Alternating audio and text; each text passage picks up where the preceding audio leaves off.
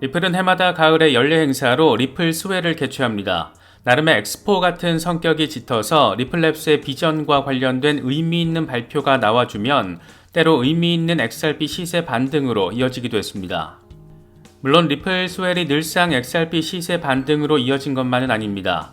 당장 작년 스웰만 생각해 보더라도 이게 주변 환경이 잘 뒷받침해 줘야 한다는 점도 느낄 수가 있습니다. 지난해의 경우에는 리플 ODL 서비스 파트너가 40개국으로 확대된다라는 나름의 엄청 의미가 큰 그런 계획이 공개가 됐습니다. 내용 자체만 놓고 보면 XRP 시세 반등을 기대해보기 충분했지만 하필 이게 FTX가 파산 신청을 한 직후여서 암호화폐 시장의 정서 자체가 완전 개판이었고 리플 스웰 주간에는 1% 좀 못되게 시세가 빠졌습니다. 전후 일주일씩을 더해서 3주 동안의 흐름을 보면 17% 조금 넘게 시세가 하락했습니다. 아무리 의미 있는 소식이 등장해 주더라도 시장 상황이 개판이면 시세도 개판될 수 있다. 이런 점도 느낄 수 있었습니다. 그런데 공교롭게도 올해 리플 스웰은 그 자체에 대한 관심도와 더불어서 소송과 관련해서도 긍정적인 정서가 확대되고 있고 하필이면 비트코인도 흐름이 아주 좋은 축에 속합니다. 이미 의미 있는 급등을 해준 XRP가 어쩌면 이번에는 1달러 돌파 시도에 나설 수 있지 않을까 이런 기대감을 갖기에 조금은 더 객관적인 환경이 갖춰진 것으로도 바라볼 수가 있습니다. 먼저 올해 리플 스웰부터 하나씩 내용을 디테일하게 짚어보자면 관심 포인트는 크게 세 가지입니다.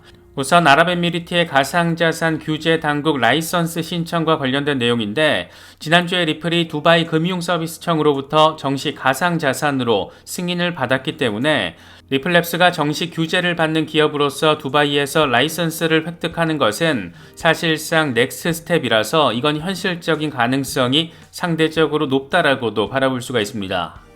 또 하나는 리플 소송과 관련된 부분인데 투자자들이 극도로 관심을 갖고 있는 벌금 합의와 관련한 내용을 브래드 갈링하우스 CEO가 언급할지 여부가 포인트입니다.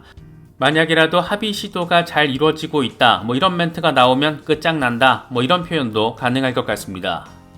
여기에 이어서 하나 더 손꼽을 수 있는 게 IPO 이슈입니다. 이건 리플 소송이 잘 마무리가 돼야 가능한 상황이기 때문에 소송 상황과 관련된 내용을 언급할 경우 이에 대한 의지 내지는 계획을 발표할 가능성 생각해 볼 수가 있습니다. IPO 의지에 대해서는 이미 갈링하우스 CEO가 여러 차례 공개적으로 밝혀왔기 때문에 소송 직후 IPO가 진행될 것이라는 부분은 크게 유추하기 어렵지 않습니다. 특히 최근 주주 커뮤니케이션 담당 책임자 채용에 나서고 지난 4월에 잠재적 투자자들을 대상으로 하는 마케팅 행사, 비공개 로드쇼까지 진행을 한 만큼 이에 대해서도 업데이트된 멘트가 나올 수 있을 것으로도 기대되고 있습니다. 여기까지가 우리가 이번 리플 스웰에서 기대 포인트로 생각해 볼 수 있는 재료인데 하필 공교롭게도 리플 스웰이 열리는 기간에 리플과 SEC의 합의 미팅 일정이 잡히게 됩니다. 일단 법원이 미팅 일정을 보고하라고 명령한 날짜가 현지 시간으로 11월 9일입니다. 리플 스웰 마지막 날이라서 호재와 호재가 시너지를 내는 상황에 대한 기대감이 나오고 있는 상황이기도 합니다. 사실 이건 미팅 날짜가 잡힌다라는 거지 합의와 관련된 결과가 나오는 것도 아닌데 그럼에도 불구하고 커뮤니티에서는 기대감에 조금 더 방점을 찍어버리고 있는 그런 상황입니다. 이 같은 상황에서 리플 커뮤니티에서 나름의 입김을 가지고 있는 존 디튼 변호사 등이 벌금 합의와 관련한 구체적인 금액까지 언급을 하면서 커뮤니티의 분위기를 살짝 조장하는 측면도 포착되고 있습니다. 이 양반은 리플이 2천만 달러 아래로 벌금을 지불하게 된다라면 이건 99.9% 법적인 승소에 해당한다. 이렇게 다소 뜬금포로 2천만 달러를 찍어버리면서 관심도를 높였습니다. 이게 우리 돈으로 260억 원 정도, 다시 말해서 SEC가 제시한 벌금 7억 7천만 달러, 우리 돈으로 1조 원 정도에 해당하는 것의 30% 정도의 숫자입니다. 이런 식으로 합의가 되면 이건 당연히 리플랩스의 완승으로 해석할 수가 있는데 아쉬운 건 왜 2천만 달러라는 숫자가 도출됐는지 이걸 설명하지 않았고 그래서 다소 뜬금포로 느껴지기도 합니다. 이게 전세계 크립토 미디어들의 헤드라인을 장식을 하면서 존 디튼이 곧장 한마디 더 거들었는데 이번에는 잠재적인 합의 금액이 7억 7천만 달러에서 3,850만 달러로 떨어질 수 있다라는 주장을 제시했습니다. 그래도 이건 나름의 근거가 좀 있는데 그래서 생각을 해볼 가치가 상대적으로 좀 더 있다라고 여겨질 수도 있습니다.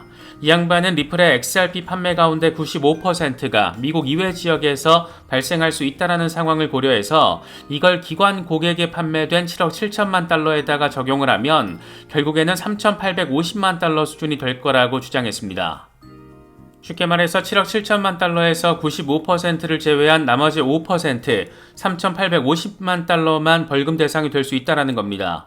그리고 나서 여기서 사업 비용을 공제하면 더 낮아질 수도 있고 기관 판매 당시 XRP 가격이 0.25센트 수준 그 미만이었기 때문에 결국엔 더 줄어들 수 있다. 이런 얘기를 지금 하고 있는 겁니다. 사실 이런 특이한 상황, 그러니까 미국 이외 기관에 판매된 게 엄청 많고 실제로 미국 이외에서 대부분의 수익이 나오는 다소 특이한 상황에다가 과연 ODL 결제 목적으로 유틸리티적인 성격의 목적으로 매수한 XRP까지도 투자 대상으로 볼 수 있는 건지 이게 또 리플 입장에서는 빡치는 이슈가 될 수도 있기 때문에 합의가 가능하면 완전 땡큐이긴 하지만 이게 사실은 엄청 복잡한 이슈다. 개인적으로는 이 정도로 상황을 바라보고 있습니다. 여러 변수들이 자리하고 있지만 그럼에도 불구하고 중장기적으로 리플 XRP에 대한 긍정적인 전망은 계속되고 있습니다. 익명의 분석가 크립토불의 경우에는 최근 들어서 잇따라 XRP 27달러 전망을 내놓고 있습니다. 월간 차트를 통해서 XRP가 삼각 패턴이 잘 형성되고 있고 곧 저항선 돌파가 이뤄지면 이후 3개월 안에 27달러를 보게 될 거라고 주장하고 있습니다. 언젠가는 물론 27달러에 도달할 수 있을 것이고 이 기간이 단축된다라면 당연히 좋겠지만 3개월 안에 27달러는 물론 바라보고 싶은 숫자긴 하지만 조금 과하지 않을까 그런 생각이 들기도 합니다. 최근 대표적 XRP 맥시멀리스트로 떠오른 에그라 크립토의 경우에도 27달러라는 숫자를 제시했습니다. 시점으로는 2024년 5월을 찍었습니다. 이 양반은 2주 차트를 제시하면서 XRP가 자이언트 컵 패턴을 형성하고 있다. 2018년 이후 거시적 저항선으로 여겨졌던 구간을 이제 넘어설 수 있을 것이다. 이렇게 설명을 했습니다. 자이언트 컵은 상승 추세를 보인 뒤에 일정 기간 하락하면서 컵 모양을 그리다가 손잡이 부분에서 급격한 상승세를 보일 수 있는 패턴을 의미합니다. 과연 내년 5월 이런 전폭적인 상황이 현실이 될 수 있을지 기대도 되고 궁금하기도 하고 그런 느낌이 드는 것은 꼭 기분 탓만은 아닌 것 같습니다.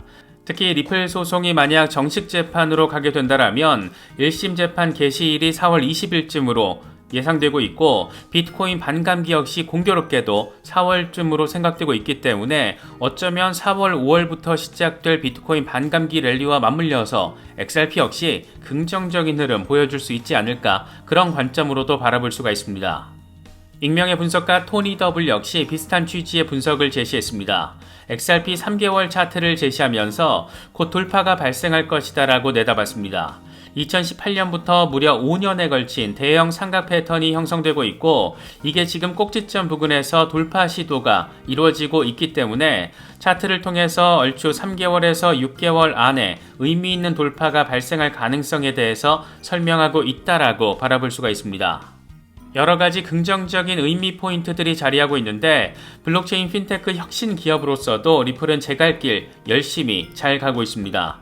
이번에는 독일 2대 은행인 DZ은행이 리플과 협력을 해서 기관 고객을 대상으로 암호화폐 커스터디 서비스를 선보이게 됐다는 내용입니다.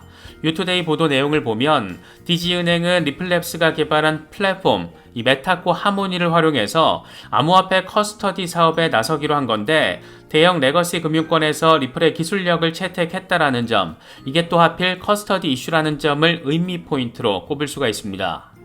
이게 의미 포인트가 되는 이유는 결국 가까운 미래의 화폐 범주에 암호화폐의 비중은 더 커질 가능성이 높고 은행에서 돈을 잘 보관해야 하듯이 암호화폐도 잘 보관해야 하고 이걸 다른 말로 하면 커스터디 비즈니스가 되는 겁니다. 결국 레거시 은행이 암호화폐 영역에 들어오게 되는 것이고 하필 이걸 하는 게 리플의 기술력 도움을 또 받고 있는 것이고 단순히 국경 간 송금 이슈를 넘어서 블록체인 전반의 핵심 포인트에 대해서 이렇게 리플랩스가 어떻게 시장 지배력을 키우고 있는지도 느낄 수 있는 그런 부분입니다. 중장기 투자자나 은행에 대한 불신이 큰 경우에는 내 자산을 내가 직접 보관하는 이 셀프 커스터디에 나서는 경우가 최근 적지 않은 모습입니다. FTX 사태 이후에 거래소 못 믿겠다 이런 정서가 퍼지면서 이 같은 추세가 하나의 트렌드를 형성했습니다. 개인적으로는 그래도 일부 물량 정도는 내가 직접 내 금고에 보관을 하면서 리스크를 분산 관리하는 게 조금 더 속편한 방식이 아닌가 생각하고 있습니다. 그래서 저는 디센트 월렛의 일부를 보관하고 있는데 콜드 월렛에 관심이 있으신 분들은 저희 채널과 파트너십을 맺고 있는 디센트 월렛을 특별 할인 가격에 구매하실 수 있습니다. 콜드 월렛에 보관을 하면 내가 직접 관리를 한다라는 장점이 있는 반면 고액의 물량을 보관하실 경우에는 트래블 룰로 인해서 번거롭게 느껴질 수 있는 그런 부분도 있으니까 이런 점들도 잘 참고하시면 좋겠습니다. 특정 거래소나 코인 이체 등과 관련해서는 디센트 고객센터를 통해서 확인하실 수 있습니다. 이번에 준비한 영상은 여기까지입니다. 시청해주셔서 감사합니다. 지금까지 크립토 노마디였습니다.